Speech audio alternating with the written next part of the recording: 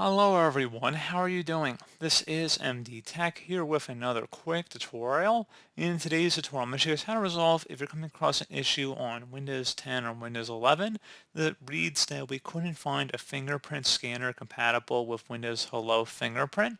So this should hopefully be a pretty straightforward process here, guys, and without further ado, let's go ahead and jump right into it. So assuming you do have a compatible fingerprint reader connected to your computer, in today's tutorial, I'm going to show you guys how to hopefully resolve that without too much of a hassle, and we're going to go ahead and jump straight into it.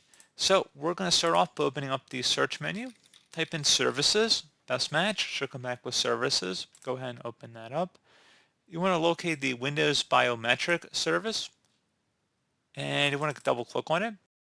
You want to select the Log On tab, and select where it says Allow Service to Interact with Desktop. Go ahead and check mark inside of there, and select Apply and OK.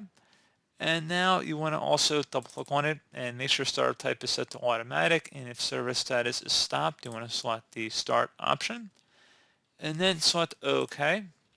And then once you have done that, go ahead and just close out of here and then restart your computer.